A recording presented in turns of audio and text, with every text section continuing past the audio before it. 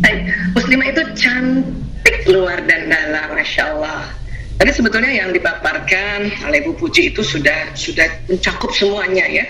Saya hanya menambahkan bahwa cantik luar dalam tuh sebetulnya kayak maksudnya apa ya. Dan pasti juga sahabat-sahabat semua di sini, ibu-ibu semua di sini juga sudah juga tahu, sudah juga mengerti. Hari ini kita cuma refreshing aja untuk tambah, oh kayak gini toh gitu ya. Baik. Pertama-tama kita lihat dulu cantik ini apa sih? Cantik, Masya Allah, cantik. Ya, cantik itu rupanya wanita yang cantik adalah wanita yang nyaman dengan diri sendiri. Jadi kalau sahabat-sahabat semuanya, ibu-ibu semuanya, teman-teman semuanya sudah nyaman dengan diri sendiri, itu sudah cantik. Ya, sudah cantik. Cantik, pakai banget lagi banget, Masya Allah ya, bersyukur ya, Alhamdulillah ya Allah, terima kasih ya Allah, gitu. Itu cantik ya. Nah tentu wanita cantik akan melakukan perubahan pada dirinya menjadi lebih baik lagi. Yang tadi sudah disampaikan oleh Ibu Puji bahwa kita harus senantiasa berupaya terus untuk ya bersikap, kemudian bicara, terus apalagi itu tadi ya interaksi komunikasi dengan sosial semakin baik lagi kita perbaiki lagi, itulah cantik. Itulah cantik ya, cantik akhlaknya ya. Dan cantik itu juga adalah sebuah proses ya, proses ya, lahir sampai detik ini kita berproses ya. Pokoknya kalau teman-teman udah nyaman dengan diri sendiri dan juga orang sekeliling nyaman dengan Anda, dengan kita ini, berarti itu alhamdulillah sudah cantik, terus cantik, terus cantik, terus cantik. Oke. Nah, tentu selain cantik kita mesti sehat ya kan. Nah, sehat itu apa? Sehat ini keadaan yang baik dan seimbang secara fisik, mental, dan spiritual maupun sosial. Dan yang memungkinkan setiap orang untuk hidup produktif secara sosial dan ekonomis. Ya. Jadi sehat bukan hanya fisik saja ya, mentalnya juga, spiritualnya, sosial. Ya. Dan juga hidupnya juga ya tentu harus ya berinteraksi sosial dengan baik dan juga ekonomis ya. Tidak boros banget, tidak pelit banget. Nah ini sehat. Bahkan saya suka bilang itu sehat karena ada satu guru kami ya, Abah namanya ya, itu selalu ingatkan saya, sehat itu tes singkatan Dokter Aisyah. Apa Abah? Senang hati. Nah, jadi teman-teman semua kalau lagi hatinya senang itu sehat. Walaupun mungkin hari ini sedang demam, tapi senang hatinya itu juga sehat. Insya Allah ya. Mungkin ada yang sudah mulai hipertensi, tapi senang hatinya itu juga sehat. Alhamdulillah. Jadi sehat itu senang hati ya. Nah, jadi sehat itu indah, Masya Allah. Dan sehat itu nikmat ya. Sehat itu juga hemat ya gitu. Benar loh. Sehat itu hemat ya. Dan juga sehat itu segalanya, Masya Allah. Kemudian sudah cantik, sehat ya. Mau apa lagi ya? Cerdas, Masya Allah. Cerdas itu apa sih? Sempurna perkembangan akal budinya, yaitu waktu berpikir, mengerti, dan kreatif. Ini cerdas ya. Nah, ini kita juga diminta untuk cerdas. Jadi kita salah satu cerdas adalah sering bersilaturahim. Cuman karena kondisi pandemi maka silaturahim ini kita kayak gini nih, gaya gini nih. Tapi asiknya dengan gaya seperti ini, silaturahim virtual ini bisa seluruh Indonesia nih tadi. Bayangkan tadi ya, mulai dari NTB, Goa, Lumajang, Kuningan, Jogja, Kaltib, Jambi. Jadi ada dari Sumatera sampai di Papua, ya Allah ya Rabb. Ya, akan sahabat-sahabat saya mungkin yang juga tidak di Badan Pusat Statistik bisa hadir di sini, atau mungkin ada di media sosial lain, mungkin di YouTube dan sebagainya ya, bisa hadir. Itu namanya saya senang sekali kalau silaturahim itu selain tadi lihat nama, lihat wajah ya. Tadi saya sudah kenal, oh itu Mbak Syarifah tuh, masih muda ya Mbak, masih muda ya. Umur berapa Mbak? Dalam hati sih masih muda terus, Dokter Aisyah. Iya, umur berapa sekarang Mbak Syarifah? Alhamdulillah baru 27 bulan Januari kemarin. Masya Allah, masih muda, pakai banget lagi, masih muda banget. Sudah berkeluarga belum? Belum, Boy. Nah, itu kan masih muda banget ya Bu Puji ya. Nah, Mbak Syarifah masih muda banget ya. Kalau saya sama Bu Puji ya pasti sudah mulai dewasa ya. Nggak ada tua ya, dewasa ya Bu Puji. Insya Allah ya. Jadi inilah silaturahim itu bikin cerdas. Hanya karena sekarang pandemi ya, seperti inilah gayanya ya. Jadi mudah-mudahan di akhir seminar bisa kita buka kamera, saling menyapa, melihat, sebut nama, lihat wajahnya. Nah, itu bikin cerdas itu. Ya, bikin cerdas. Baru gitu aja udah cerdas, apalagi nanti kegiatan-kegiatan lain yang tentu membuat akal budi kita ini kreatif. Ya. Baik, kemudian bahagia, be happy ya. Apa sih bahagia itu? Rupanya bahagia itu suatu keadaan pikiran dan perasaan. Tadi juga Bu Budi sudah sampaikan ya, yang ditandai dengan kecukupan, rasa syukur, senang karena berbagi, ada rasa kepuasan, ada rasa nikmat gitu. Ya, dan kegembiraan yang intens. Ya, intens itu yang berkualitas atau yang terasa banget. Nah, itu namanya intens. Ya, nah, tentu kita walaupun di rumah kita tetap ya rasanya cukup gitu ya, atau mungkin teman-teman yang pun bekerja tapi dari rumah, atau mungkin sudah separuh-separuh kerja di kantor separuh hari kemudian di rumah, terus kemudian rasanya cukup lah saya nih kayak gini, alhamdulillah, itu namanya bahagia ya. Bersyukur juga, alhamdulillah masih kumpul ya, semuanya bersyukur juga masih sehat.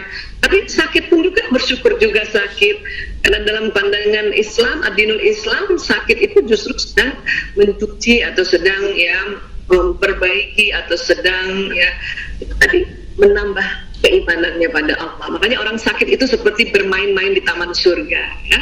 Walaupun kita tetap berusaha tidak sakit, tapi itu kerennya Islam. Sakit pun itu bermain-main di taman surga. Ya, insya Allah. Nah, itu kita harus syukur. Dia pas sakit kalau ngedumel melulu, nah itu yang baru ya kebangetan itu ya. Nah, kemudian itu ya kita senang berbagi. Walaupun berbagi itu nggak mesti harta ya, berbagi itu senyuman. Ya, berbagi itu kalimat-kalimat yang menyenangkan. Ya. Nasihat yang menyenangkan, berbagi itu bisa juga tenaga kita yang kita kasih ke teman-teman, bantuin apa dengan sikap, ya, nah, itu bikin bahagia. Bahkan kalau perempuan nih, karena perempuan ini sering sekali dari statistik, perempuan yang sampai usianya 60 tahun ke atas banyak yang Alzheimer. Ya, Alzheimer itu salah satu penyakit demensia ya, yang sering lupa gitu ya. Tapi karena waktu masih mudanya sering berbagi, itu mengurangi resiko Alzheimer. Kecuali yang ada genetiknya ya. Itu pun kalau genetik, kalau kita sering berbagi ya, rasa bahagia gini, rasa bersyukur, itu juga mengurangi resiko ya, insya Allah ya. Nah, lengkap sudah ya, kita cantik, kemudian cerdas, sehat, bahagia, Masya Allah.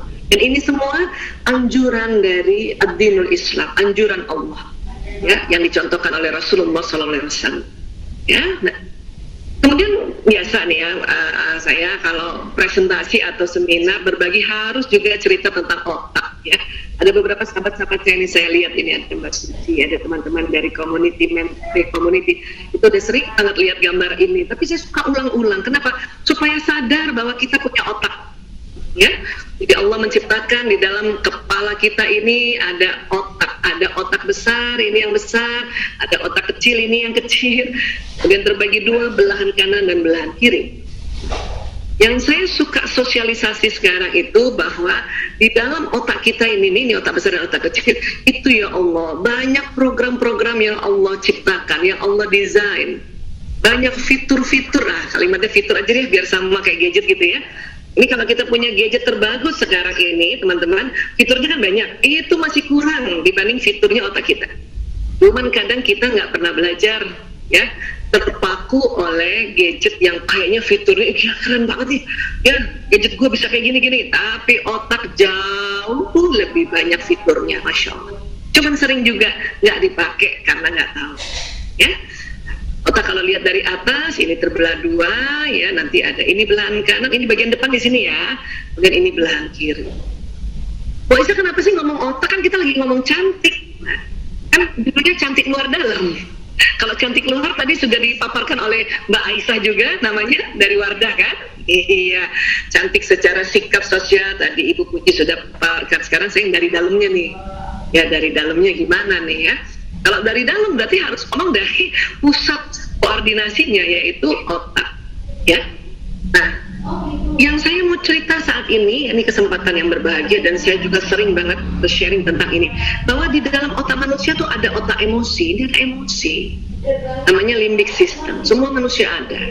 Bahkan hewan golongan mamalia juga punya otak emosi, makanya ini sering disebut mammalia brain, ya. Nah, ini nih, jadi kalau mau cantik dari dalam, kita harus tahu isi dalamnya otak itu apa.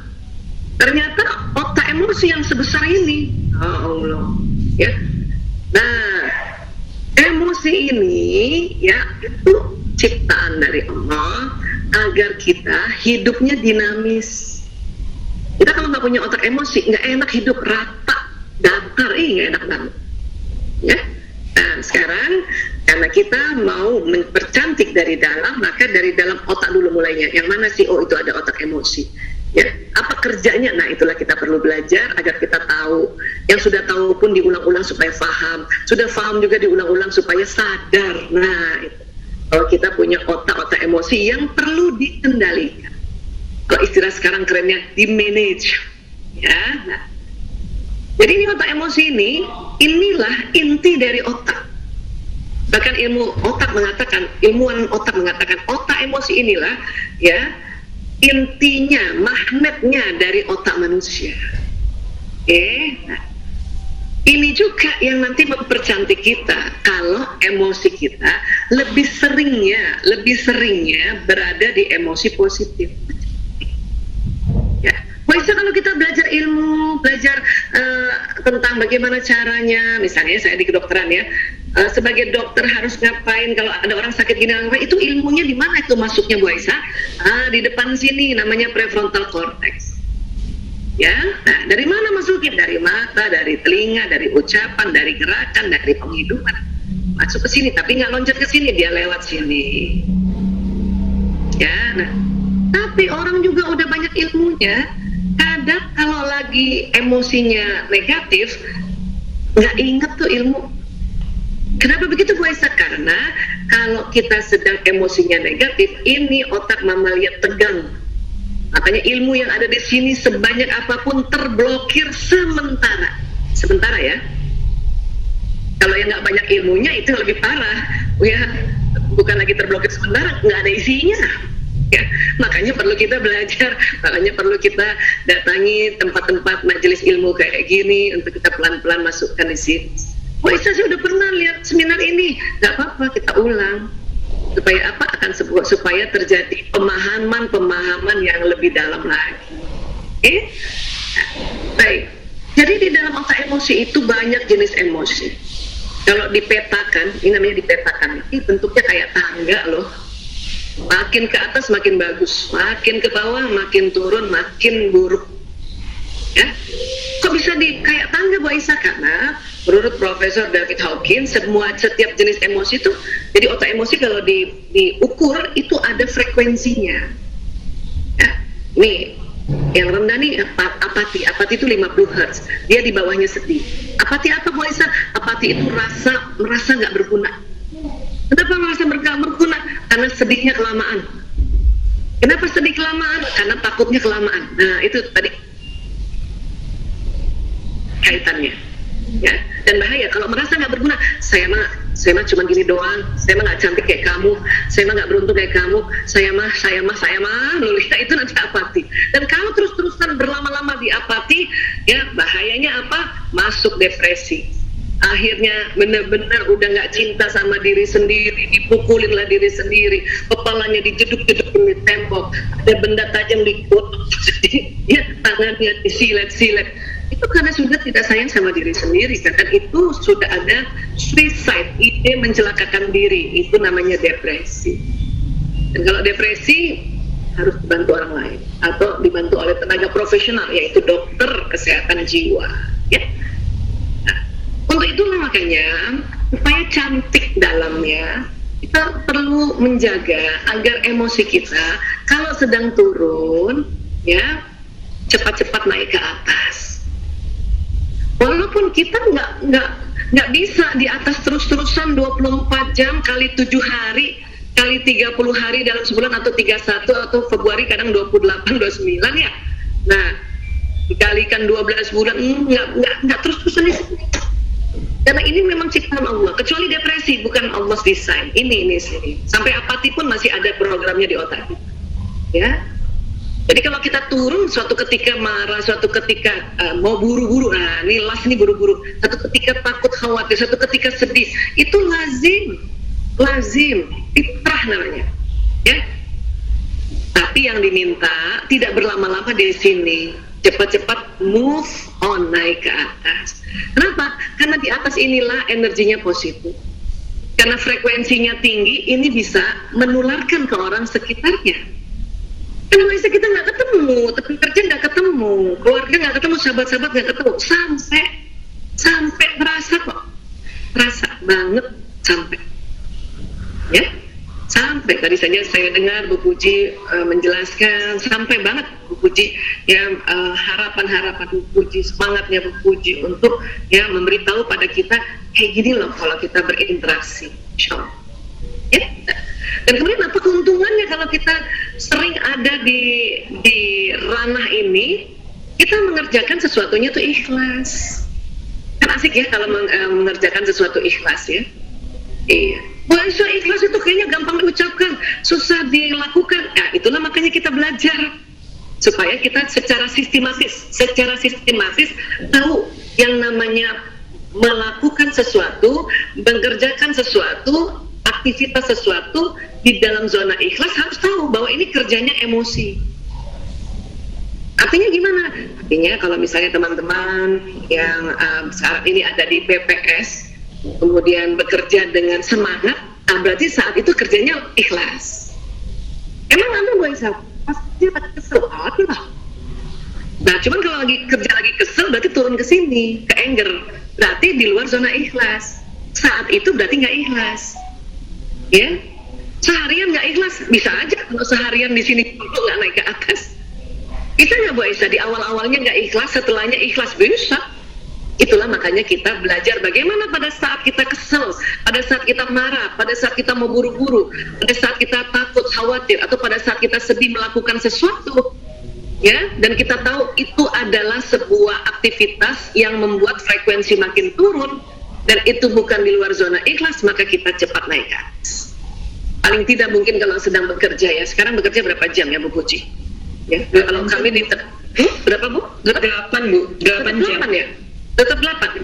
Dari rumah? Dari rumah? Ya, bisa dari rumah, bisa dari kantor Bu. Oke. Ada yang blended juga ya, blended ya? Iya. Separuh-separuh ya? Iya.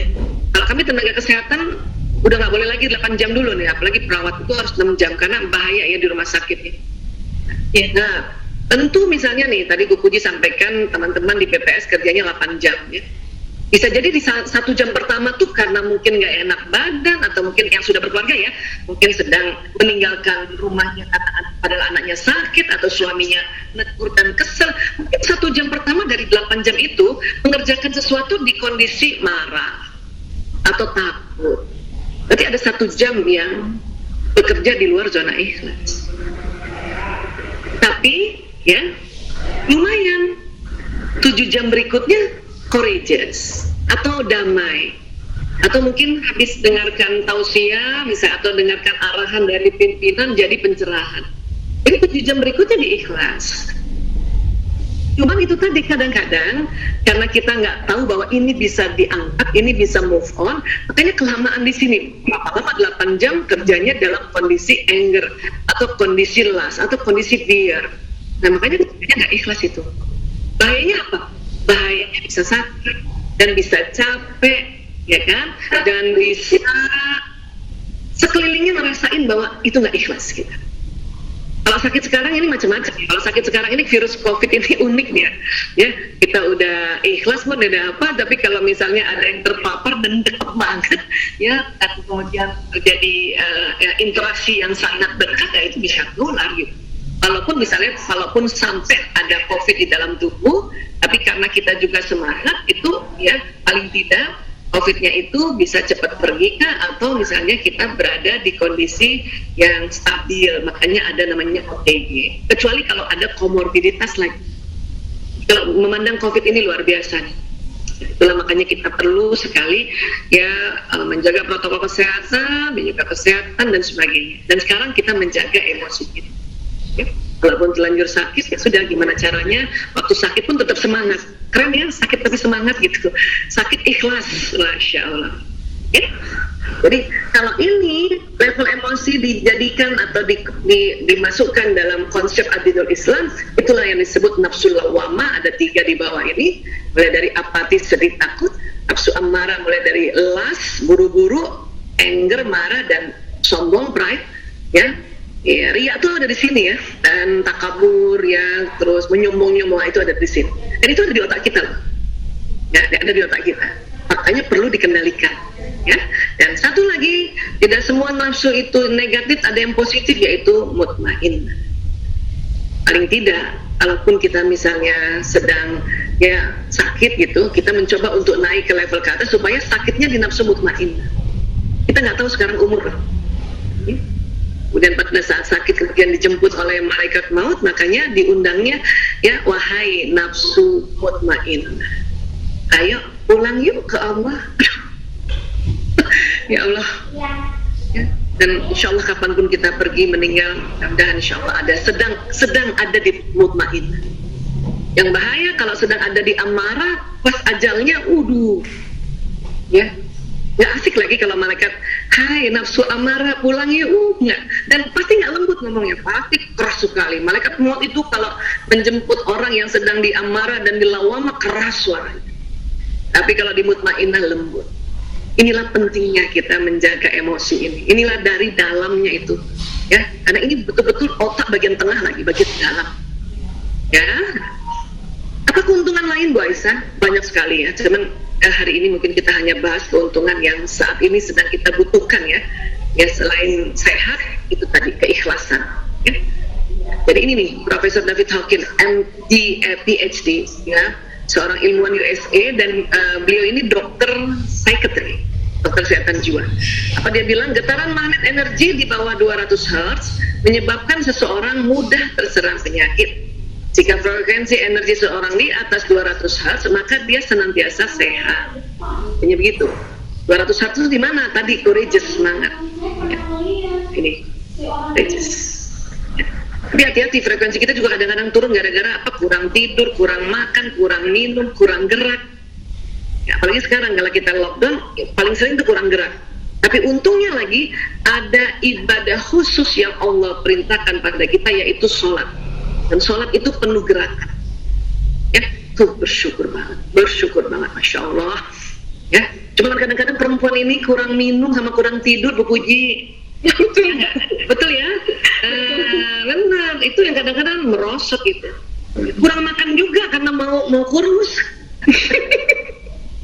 Jadi lengkap 4. Kurang makan, kurang minum, kurang tidur, kurang gerak. Makanya frekuensi turun juga. Ya. Jadi teman-teman harus cukup makan, cukup minum, cukup tidur, cukup gerak. Cukup makan gimana Bu Aisyah? Cukup minum gimana? Cukup tidur gimana? Cukup gerak? Cukup minum gampang.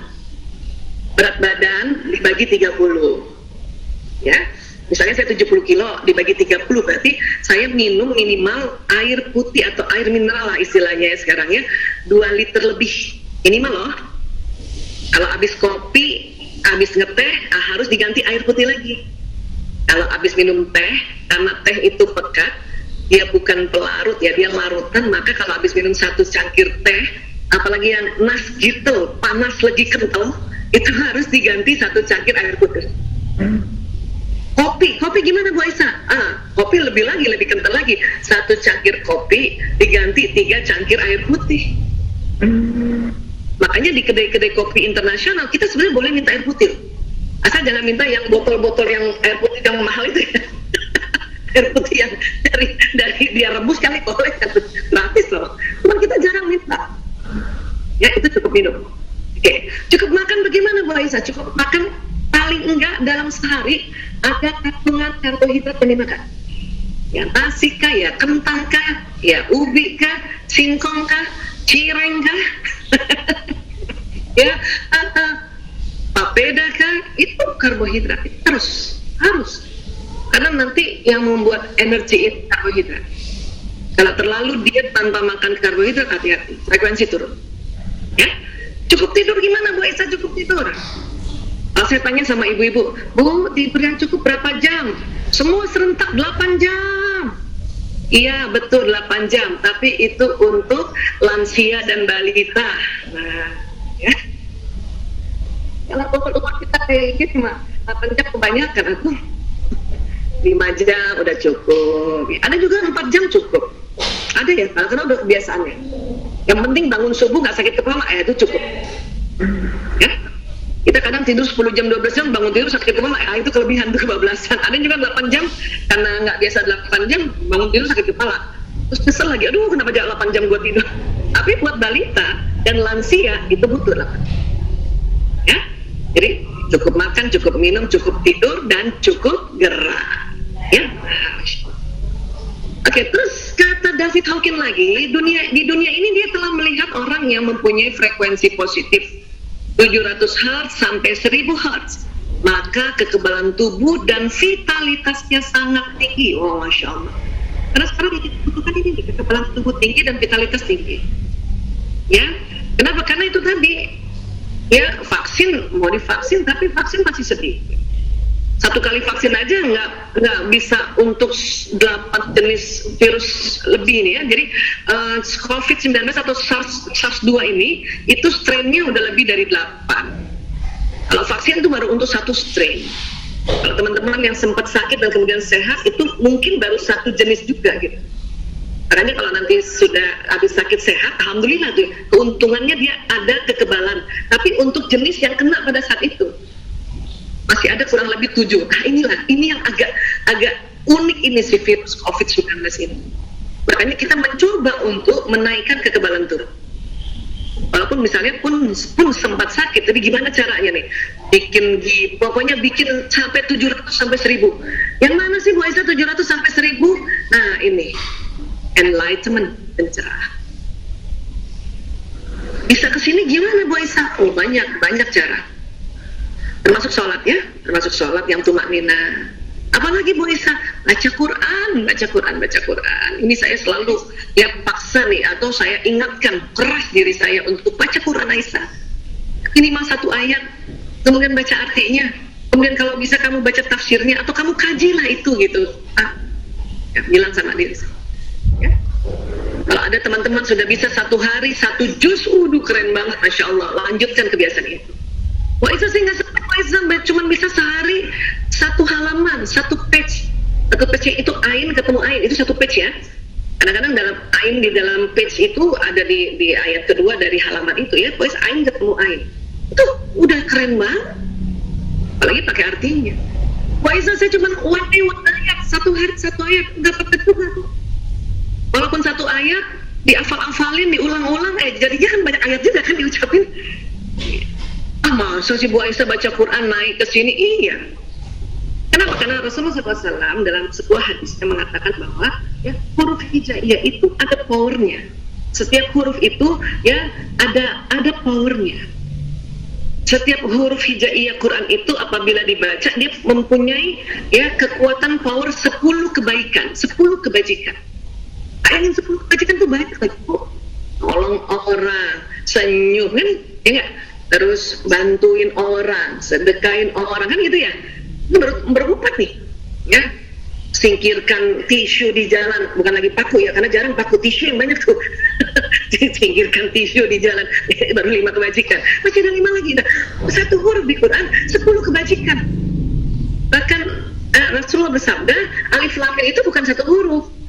Alif 1 huruf, lam 1 huruf, mim 1 huruf. Jadi alif lam mim sudah 30 kebajikan powernya, 30 kebajikan. 1 kebajikan aja baru saya bisa sebut 5 tadi, masih ada 5 lagi. Ya, luar biasa. Hanya yang teman-teman yang sudah bisa dawam, sudah bisa teratur baca Qurannya, Masya Allah keren banget. Lanjutkan itu. Ya.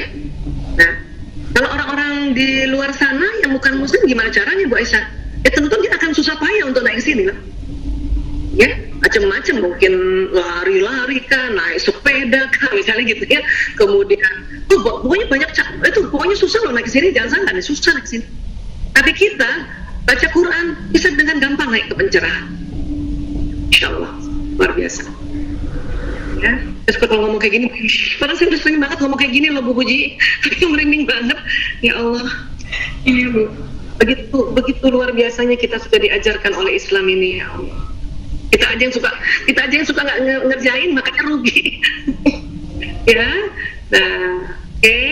Dan termasuk juga kita mendengarkan kajian-kajian tausiah, karena di dalam tausiah itu biasanya membahas sebuah kajian-kajian sunnatullah, ya, baik ayat-ayat kauliyah maupun ayat-ayat kauniyah. Makanya orang kalau habis ikut taklim, kajian atau habis ikut seminar yang mengarahkan selalu meningkatkan keimanan pada Allah, itu langsung enlightened.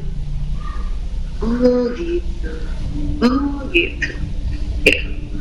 Ini ada adik sepupu saya ini lagi sakit nih. Kebetulan mereka tim virtual, makanya dia maksa-maksa. Gak apa-apa kak, saya biar sakit, pokoknya aku ikut seminar terus. Oke, silakan, ayo. Mudah-mudahan karena ikut seminar kan pencerahan ya. Nah, itulah pentingnya kajian-kajian dalam sebuah taklim, karena membuat kita enlightenment, pencerahan. Baik. Nah, kemudian kalau kita lagi di bawah Bu Aisyah, nggak usah lah sampai enlightenment ya, sampai courageous aja, semangat aja. Gimana caranya Bu Aisyah? Ya, ini cara umum adalah tarik nafas panjang. Berkali-kali. Ini cara umum. Dan kita juga bisa lakukan. Bahkan badan kita sering melakukannya tanpa disadari. Karena teman-teman kalau lagi kesel tiba-tiba badan kita tarik nafas panjang, gitu ya. Itulah caranya. Ada lagi cara lain Mbak Aisyah? Istighfar. Memperbanyak istighfar. Rasulullah SAW bersabda, siapa saja rutin membaca istighfar, maka Allah akan memberikan solusi atas setiap kesulitannya, penyelesaian bagi setiap permasalahannya, dan dia akan memberinya rezeki dari jalan tak terduga. Ya Allah, keren ya. Wah, itu kan gampang banget istighfar doang, itulah gampangnya istighfar. Ya. Kalau teman-teman menganggap sekarang ini kita sulit, kita disuruh istighfar, perbanyak istighfar, maka Allah memberikan solusi atas setiap kesulitan. Kalau kita anggap sekarang ini masalah, kita suruh perbanyak istighfar, karena Allah memberikan penyelesaian bagi setiap permasalahan. Dan kalau kita merasa rezeki kita sedang terhambat, baik rezeki kesehatan, rezeki ilmu, rezeki teman, rezeki uang sekalipun, disuruh banyak istighfar, karena Allah memberi rezeki dari jalan tak terduga. Ya Allah, ini baru satu hadis tentang istighfar tuh banyak banget. Ya Allah, mungkin dikasih waktu hari ini juga nggak bahas istighfar, nggak selesai. Ya, nah itu tadi, perbanyak istighfar. Teman-teman kalau lagi buka dompet, itu uangnya tinggal selembar, istighfar ya, astagfirullahaladzim, gitu, udah bener itu. Siapa yang begitu? Udah bener, lanjutkan. Ya, pantang lagi kalau tak punya uang, mikir tinggi uang siapa ya, minta sama siapa, pantang. Istighfar dulu. Kalau sudah istighfar berkali-kali, kemudian terlintas ada orang, itu petunjuk dari Allah. Ya, kamu mintalah sama dia. Itu. Atau kadang-kadang istighfar berkali-kali nggak terlintas-lintas. Tahu-tahu ada temen yang bawain kue, ada yang temen bawain beras, ada temen, ya Allah, terus rezeki. Ya, beras 5 kilogram udah berapa? Ini dibawanya 50 kilo. Allahu Akbar, Masya Allah. Kan rezeki. Ya. Kemudian, luar biasa deh, pokoknya deh, udah susah diomongin. saking luar biasa, Masya Allah. Ya, teman-teman istighfar ya. Baik. Kemudian wanita itu lebih mudah depresi. Kita juga belajar sedikit tentang sisi wanita kita, ya. Kenapa sih wanita lebih mudah depresi? Karena ada hormonal di dalam tubuh kita yang sering up and down di dalam sebuah siklus bulanan, 28 hari, 26 hari, ya. Dimana pas premenstruasi sindrom, mau mens, 2-3 hari mau mens, atau mens hari pertama sampai hari kelima, awal-awal hamil, habis melahirkan, atau mau masuk menopause, umur 47 tahun ke atas nih, cakep. Ini kalau nggak banyak belajar, itu langsung jatuh ke tangga depresi tadi tuh, jauh banget. Dan selalu mikirnya pengen bunuh diri. Saya nggak ada gunanya lagi saya istri, lebih baik saya mati. Nggak ada gunanya lagi saya jadi ibu, lebih baik saya mati. Itu depresi namanya. Ya. Cuma banyak ibu-ibu ya belum depresi udah selalu ngancem anaknya ibunya mati tuh. Biarin nanti kalau mama mati kamu gak ada yang urus. Itu mah bukan depresi itu. Itu ngancem, itu marah namanya. Ya. Jadi kita harus paham bahwa sisi perempuan kita itu mudah depresi karena ada hormonal. Ya. Itulah makanya kita dalam sebuah siklus harus dicatat. Ya. Bahkan ini dia, Badan Kesehatan Dunia WHO itu membuat kampanye untuk mengurangi depresi pada perempuan. Apa kampanyenya? Ya, ini dia. Let's talk. Ayo ngomong. Jadi perempuan itu ngomong. Saya nih kalau nggak setiap hari ngomong depresi juga kali ya. Nauzubillah min zalik. Kondisi kayak gini. Kemudian sebagai tenaga kesehatan yang diurus narkoba, yang diurus juga LGBT, kalau saya nggak setiap hari berbagi kayak gitu, ngomong gini ya, bisa depresi. Makanya supaya kita nggak depresi, ayo ngomong, ayo ngomong gitu. Mbak Isa, saya susah ngomong, Mbak Isa. Mungkin itu watak. Makanya kita ngomong sama Allah, dikit-dikit kita ngomong sama Allah, kita istighfar ngomong sama Allah. Ya Allah, saya teh begini, itu kan ngomong sama Allah. Baca Quran, itu juga bicara pada Allah, ya kan? Kenapa sih harus ngomong, Mbak Isa? Ya karena ini dia, pernah dengar barangkali seminar tentang otak pria wanita ya. Jadi pria dalam sehari itu mengatakan 2.000-4.000 kata, 1.000-2.000 bunyi vokal, 2.000-3.000 gerakan tubuh. Rata-rata komunikasinya pria itu 7.000. Ya, teman-teman yang punya suami pendiam mungkin yang 5.000. Ada juga suami yang seneng ngomong itu yang mungkin 9.000, tapi rata-rata 7.000. Kita perempuan banyak banget. Dalam sehari mengatakan 6.000 sampai 8.000 kata, 2.000 sampai 3.000 bunyi vokal, 8.000 sampai 10.000 gerakan tubuh. Rata-rata komunikasinya 20.000. Ya, 20.000. Oh, Isa sih kayaknya pendiam deh ya. Yang pendiam 16.000. Bayangin, pendiam aja lebih banyak daripada yang 9.000. Syarifah yang mana kira-kira Mbak? Yang 16.000 sampai 20.000? Kayaknya lebih dekat ke 20.000 deh Bu, Dr. Aisyah. Atau yang 23.000? Kita ada yang 23.000. Saya kayaknya 23.000 saya. Ya, sudahlah perempuan wataknya pembicara. 23.000. Dan kenapa kita bisa stres? Kenapa kita bisa depresi? Karena kita nggak ngomong. Karena ada penelitian dari Dr. Luan Brizendin. Ini penelitian Dr. Luan Brizendin di University California, San Francisco. Dan juga penelitian dari suami istri Mr. Alan dan Barbara Pease di Sydney, Australia. Ya, ini didapati. Kenapa? Karena otak bicaranya laki-laki cuma di sebelah kiri doang. Otak bicaranya perempuan kiri kanan.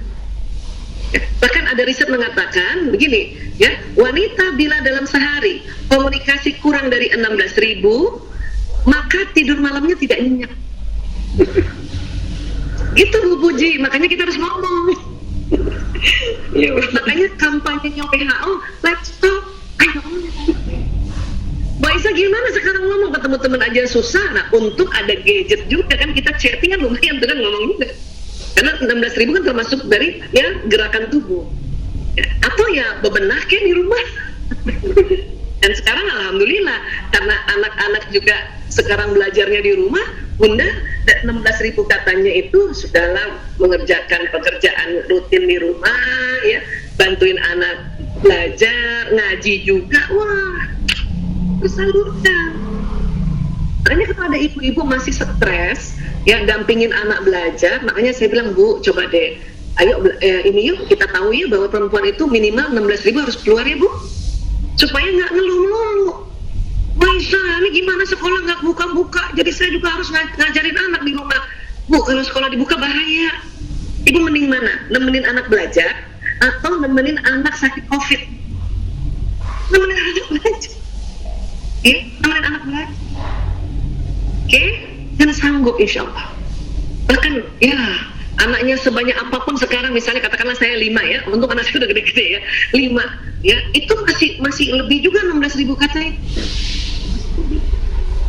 Ya, jadi please ayo terima, inilah anugerah Allah pada kita. Ya, kita cantik luar dalam. Gak ada yang lihat Bu Aisyah cantik luar dalam. Siapa bilang? Anak-anak lihat kita cantik luar dalam. Ya, suami lihat. Kalau lihat. Karena dia baru datangnya malam kan gitu. Orang yang di rumah kita, mbak kita, khadimat kita lihat. Lihat kita cantik luar dalam itu. Jadi jangan juga di rumah kemudian kita tidak cantik luar dalam. Ya. Minimal kita pakai skincare. Wardah tuh skincare-nya keren banget loh. Saya bukan di endorse ini ya, tapi saya mau bilang, apalagi yang rose hydrating itu, keren banget. Alhamdulillah. Ya. Nah, please ya, kita harus cantik luar dalam. Kemudian wanita butuh bicara. Otak wanita tidak menyimpan masalah seperti otak pria. Masalah bagi wanita terus berputar-putar di dalam kepalanya. Ya. Satu-satunya cara wanita melepaskan masalah dari kepalanya adalah membicarakan masalah tersebut untuk mengungkapkannya. Ya. Jadi perempuan ini harus ngomong. Perempuan ini kalau ada masalah muter-muter kepalanya di kepala kita sampai kita ngomong. Pas kita ngomong baru tersimpan. Dan yang luar biasanya 3 bulan muncul lagi tuh masalah yang sama itu di otak. Makanya harus ngomong lagi. Terus kata suami, kayaknya udah dibahas kemarin deh. Tapi sudah sering bilang, Pak kita itu ahli sejarah. Jadi diomongin sama, persis sama, kronologisnya sama. Kamu ya, selalu aja deh, kalau aku WA kamu nggak jawab, nanti 3 bulan muncul lagi tuh, kamu tuh ya, selalu aja kalau aku WA kamu, itu nanti tahun depan muncul lagi tuh. Tetap ya perempuan, kalau lagi ngomong gitu, bukan mencari jalan keluar, bukan, cuman pengen diomongin, supaya nanti masalah itu tersimpan lagi dengan cakep di kepala. Ini suami juga harus paham. Caranya gimana Bu Aisyah? Kasih tahu aja. Tapi ingat ya, kalau ngasih tahu suami itu nggak boleh seperti menggurui. Sampaikan dengan cara yang manja, cantik gitu. Kayak jadi ada gadis cantik yang masih gimana gitu, kasih tahu. Ayah, tadi tuh aku seperti saya dulu ya. Ya Allah ayah, aku habis baca jurnal buku ya tentang jurnal dan buku ya. Perempuan itu ternyata emang kalau ngomong diulang-ulang. Jadi please maafin aku kalau aku ulang-ulang. Suami saya seneng. Cuman ingat ya, muka laki-laki rata. Coba bilang, yang penting sudah sampaikan. Oke? Makanya suami saya sekarang kalau saya ngomong diulang-ulang dia tahu perempuan banget kata dia. Nah, sekarang perempuan wanita bila curhat hanya ingin disimak, tapi pria bila mendengar curhat selalu menawarkan solusi. Ini yang berantem nggak bisa, ya? Kenapa? Karena laki-laki tuh nggak tega denger istrinya curhat, nggak tega. Padahal kita bilangin sama tuh laki-laki teganya. Padahal dia nggak tega. Ayah, aku sakit kepala. Minum obat dong. Solusi bukan itu? Solusi.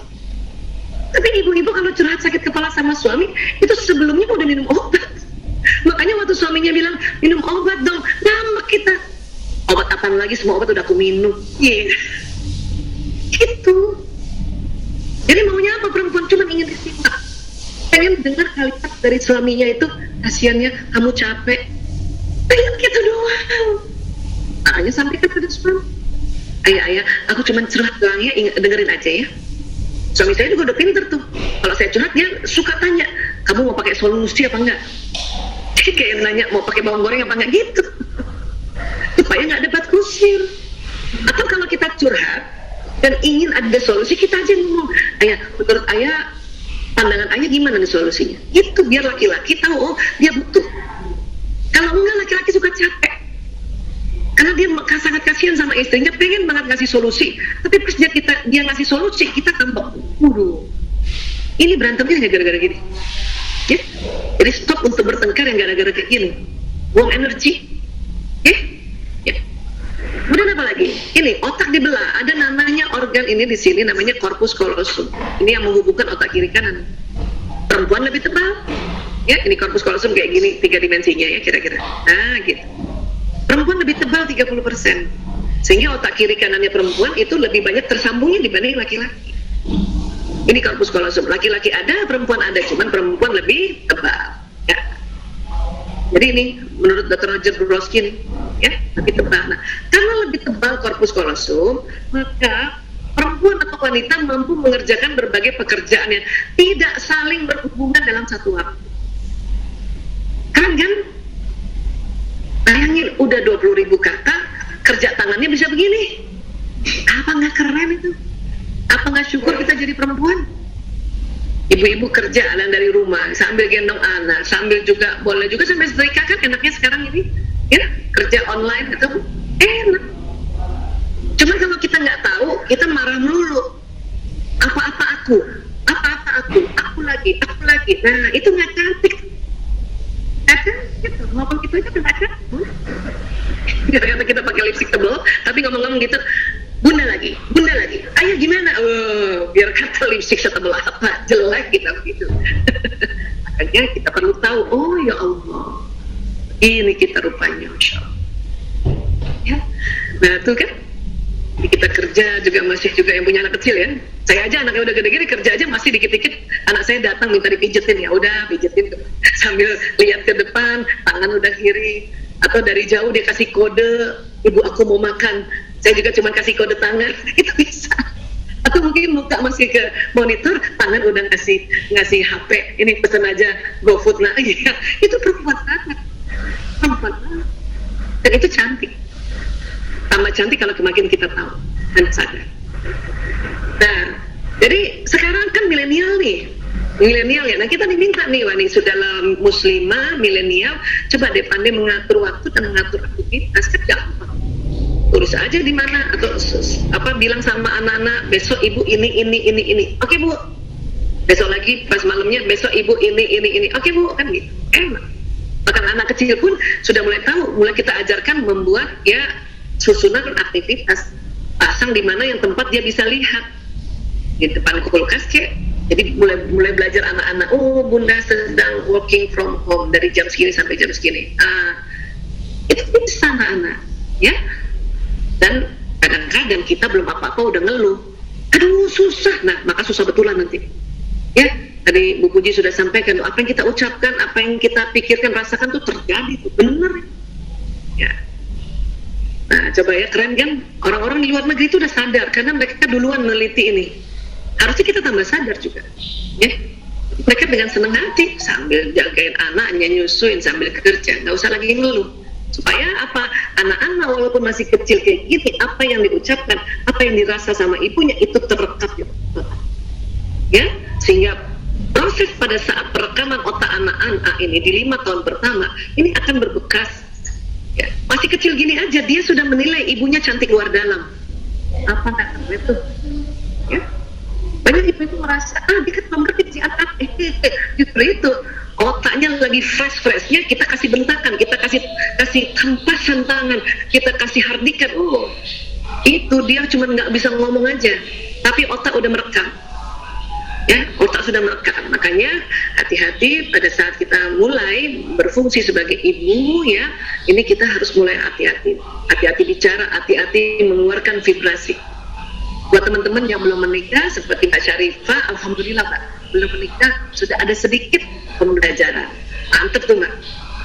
Karena banyak kita baru tahu udah anaknya udah gede, ya telat gitu ya. Baik. Dan kemudian apa lagi yang penting? Apa yang penting? Dari otak ke badan ada sistem saraf. Sistem saraf ini kerjanya kayak kabel listrik. Apa yang diucapkan jalan, apa yang dilihat jalan, apa yang didengarkan jalan, apa yang dihidu jalan, apa yang disentuh jalan pesan, dan apa yang dipikirkan jalan pesan. Itulah makanya mengapa kita diminta dalam selalu aktivitas kita harus dimulai baca basmalah, Bismillahirrahmanirrahim. Dengan nama Allah yang Maha Pengasih lagi Maha Penyayang, jalan itu. Dan semua sel tubuh senang kalau kita menyebut kata yang ada kata Allahnya.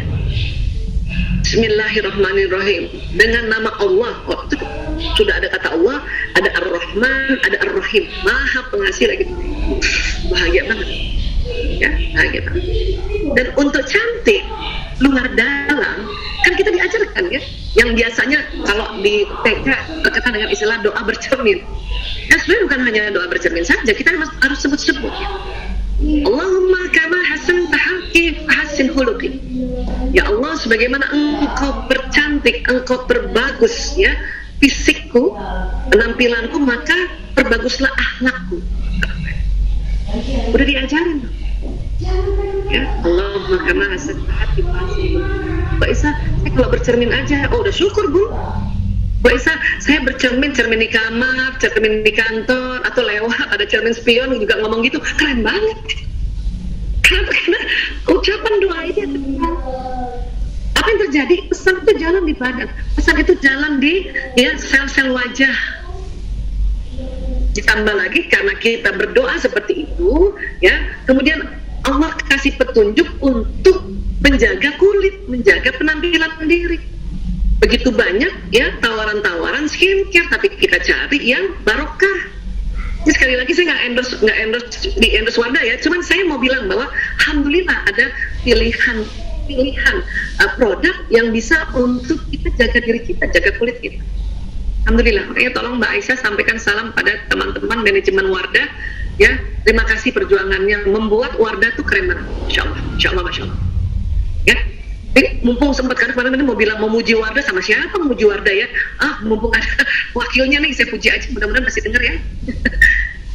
Tetapi terjadi kalau kita ngomongnya bagus-bagus di badan kita, selain sudah jalan di badan, ini di otak kita itu ada namanya, ini di sini nih, daerah sini nih, pertemuan dua alis kalau ke atas ya, ini ada namanya kelenjar pituitari, tempat keluarnya hormon bahagia, hormon kasih sayang, hormon cinta. Ini jadi kalau kita bilang Bismillahirrahmanirrahim, coba deh teman-teman, ayo lafazkan basmalah ya, sambil bayangin lafaz basmalah jalan di badan, kemudian ada di pituitari kita ini keluar hormon bahagia. Coba deh, yuk Bismillahirrahmanirrahim. Kita doa yuk, Allahumma kama hasanta halki wa hassin huluki. Merinding lah. Itu baru satu kalimat aja. Kelenjar pituitari itu dengan cepat mengeluarkan hormon yang disebut hormon bahagia, masuk pembuluh darah, masuk ke jantung kita memompa ke seluruh tubuh. Makanya dada kita langsung enak tadi perasaannya. Wah, itu bisa tambah pakai bahasa Indonesia? Bisa lah. Sudah doa seperti ini, kita bisa, ya Allah, tambah cantik, kencang. Maka kalimat itu akan jalan ke sistem saraf muka, ya. Daripada ngeluh melulu, ya Allah keriput, bahaya, akan tambah keriput betulan, ya. Dan nanti di daerah dada kita ini ada namanya ada kolbu, ya, di mana ya hormon yang bahagia tadi setelah di jantung ini dipompa ke seluruh tubuh, makanya perasaan di dada kita tentu nyaman sekali kalau kita bicara yang baik-baik pada diri kita, ya. Dan sekali lagi ya, dengan kita membaca basmalah ini ya, maka badan kita ini akan sehat, senang hati, cantik, kulit semuanya cantik, Masya Allah. Dan satu lagi sebelum saya akhiri untuk kita ngobrol, di badan kita ini ada namanya badan bioplastik. Apa tuh Bu Aisyah? Wah, ini kalau diceritakan lagi bisa waktu berhari-hari nih. Kita ambil kesimpulannya aja ya. Tubuh kita keluar nur, keluar cahaya. Ya. Jadi kadang tuh yang brightening bukan hanya kulit kita loh. Memang cahayanya itu membawa brightening. Ya. Dia keluar dari tubuh-tubuh kita. Prosesnya itu luar biasa. Ini panjang prosesnya. Ya. Nih lewat pembuluh meridian ini, panjang. Ya, makanya ini juga yang terasa oleh anak kita, oleh suami, oleh orang lingkungan kita, oleh sahabat kita. Nah, sinyal ini membawa pesan emosi tadi. Kalau teman-teman semangat ini akan jalan. Atau teman-teman bilang, ya tadi doa, ya Allah, ya saya semakin cantik ya Allah, terima kasih ya Allah, cantik. Maka bukan hanya di badan seluler terjadi pesan cantik, dia akan keluar loh. Walaupun ibu nggak ngomong, saya cantik ya, nggak ngomong gitu. Orang sekeliling tahu bahwa ibu itu cantik. Ya, teman-teman cantik. Itu kerennya ya. Makanya saya bilang kalau ada bunda, ya temenin anaknya belajar, tapi kesel, maka keselnya bisa nular ke anak, bisa nyamber ke anak. Tapi ya itu tadi ya. Jadi kalau misalnya kita mengeluh, itu mengeluhnya bisa kena. Dan hati-hati, tadi sudah Bu Puji bilang nih, saya cerita di bagian dari sisi badannya nih ya. Pada saat kita mengeluh, karena ada hukum alam semesta dan gelombang ini seperti magnet, maka yang dikeluhkan datang. Anak saya susah, Bu Aisyah, anak saya susah, Bu Aisyah. Ibu ngomong gitu terus, maka susah anak ini. Ya, suami saya susah diatur, susah. Betulan susah. Aduh, Bu Aisyah terlanjur, istighfar, astagfirullahaladzim, ya Allah, na'udzubillah min dzalik. Ya. Kadang-kadang karena kita nggak tahu, makanya kita karena udah kecapean juga kita ngeluh. Astagfirullahaladzim, nah gitu. Cara mendelete-nya. Ya? Namun kalau tadi kita penuh cinta, maka satu rumah itu kerasa walaupun ibu nggak ngomong. Jangankan pasangan anak-anak, mbak kita di rumah juga ngerasa si ibu itu penuh cinta, ya Allah. Kalau ada driver ngerasa si ibu itu penuh cinta, kalau ada satpam lewat juga rasa ya Allah yang punya rumah ini penuh cinta. Dan apa yang terjadi akan ditarik juga peristiwa yang tambah membuat kita penuh cinta. Datang orang yang sangat mencintai kita, sahabat-sahabat yang sangat mencintai kita, ya Allah. Dan kita selalu ungkapkan, ya Allah, saya mencintai sahabatku ini karena Engkau, ya Allah. Itu lebih power lagi, Masya Allah. Inilah yang disebut kita ini cantik luar dalam. Kenapa? Karena akan terasa di sekelilingnya. Ya, saya tutup 2 slide. Manusia adalah magnet dan setiap detil peristiwa yang dialaminya datang atas daya tarik undangan. Jadi kalau ada teman-teman merasa sudah jatuh tertimpa tangga diinjak-injak, maka segera rubah pikiran dan perasaannya, segera rubah emosinya kan. Ya, segera supaya tidak itu yang ditarik. Ya. Dan dalam Al-Quran, Bismillahirrahmanirrahim, "Wa rabbis samai wal ard innahu lahaq mithla ma annakum tamtikun." Maka demi Tuhan langit dan bumi, sungguh apa yang dijanjikan itu pasti terjadi seperti apa yang kamu ucap. Ya Allah, enaknya sebetulnya ya bikin cantik luar dalam. Ucapkan di mulut, ucapkan di benak, ucapkan di mata, ucapkan di telinga, ucapkan di tulisan. Makanya hati-hati bikin status, karena itu yang akan terjadi. Ya, ada status. Tidak ada yang menemaniku, maka akan seperti itu terus-terusan. Sendiri lagi, bakal sendiri lagi terus. Bikin status macet, akan macet. Ya, bikin status kerjaan sulit, makan sulit itu. Ya, jadi hati-hati karena setiap tulisan juga ada energinya. Apalagi ya dalam bahasa Arab atau bahasa huruf hijaiyah yang dirangkai dalam bentuk doa, dalam bentuk ayat, dalam bentuk hadis. Masya Allah, tabarakallah. Ya, demikian saudara-saudaraku semuanya. Lebih kurangnya mohon maaf lahir batin. Ya, wabillahi taufiq wal hidayah. Ya Allah, alam bisawab.